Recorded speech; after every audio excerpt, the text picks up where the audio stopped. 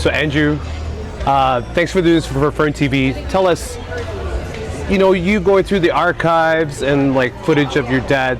Tell us a little bit about that journey and tell us about, digging up those archives. And it's such a journey for every documentary filmmaker, of course, Going through all the stock footage that we had and all the like home videos and performance footages of my dad was, it was like looking into the past in a way that I had never had the chance to do before, because I had gotten to see him reinvent all of his performances and all of his acts all throughout the years.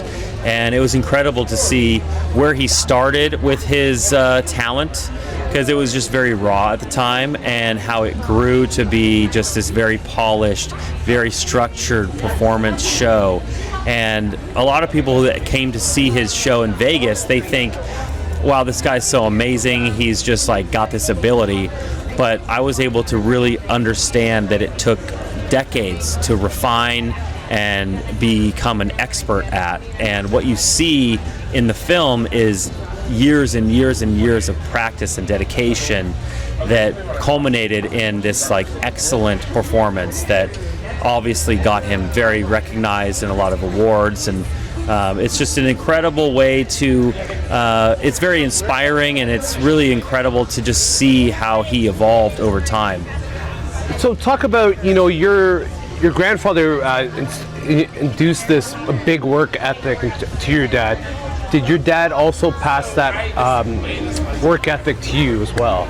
Absolutely, absolutely. My grandfather was a very, very good example to my dad on working hard, being the hardest worker in the room, making sure that at the end of the day you didn't leave any stone unturned. And he was very, very hard on my dad. And I think my dad took that approach with me, but he made it a little bit more friendly. He wanted to be my cheerleader. He wanted to be someone that like encouraged me and believed in me. He didn't instill fear. And I think that was one thing that he did differently than his dad. And it really encouraged me to pursue my dreams with a sense of love and not a sense of fear, right, which I think is a huge difference.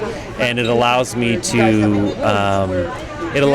pursue my dreams in a way that I don't feel the pressure that I would have had he raised me in a different way. You know what? You talk about in the film that you wish you had a couple more years with your father, but now putting this documentary together, what did you learn about your father now that this film is done? I got the opportunity to have those years that I wanted to with him, that I felt like I had missed out on because he passed away when I was a teenager. And in doing the film, I learned a lot about his work ethic. I learned a lot about his resilience and his vision for his life, and just having an idea, having a dream, and just not taking no for an answer. And I really admire that.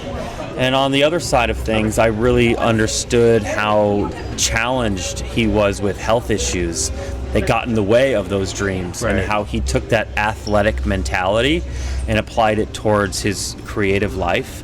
And he pushed through and as much as he possibly could, but that was his greatest asset. That's why he became so famous, and that's why he became so successful. But in the end, it was also his greatest weakness, because it ultimately led to his passing, because he just couldn't walk away. He just always felt like he could push through, and unfortunately, you can only do so much. Right. So tell us, how does it feel to premiere your film here at the iconic TCL Theatre, and tell us how you're feeling right now, of course. Premiering here in LA is a dream come true. I grew up here. I have a lot of family and friends here that are coming to support me with the premiere. The Chinese theater has so much history. It's just, it feels like all the stars are aligning. This is a great place to launch the film. We have so much buzz around it. We've gotten great press. We've gotten some good distribution offers, and it just feels like there's a lot of momentum behind the film right now, and I'm here to just enjoy the work that myself and my team have put into this and share it with my family and friends. And I think it's just going to be a wonderful night, and I'm really looking forward to it. Thank you so much. Congratulations. Thank you very much. Thank you. When your son approached you about doing this film, how did you feel first, and how do you feel now about this film? I was a little nervous at first about it, knowing how large a project it would be, but right now I'm just so proud and happy of him, and just I'm so excited for this event to finally come to fruition.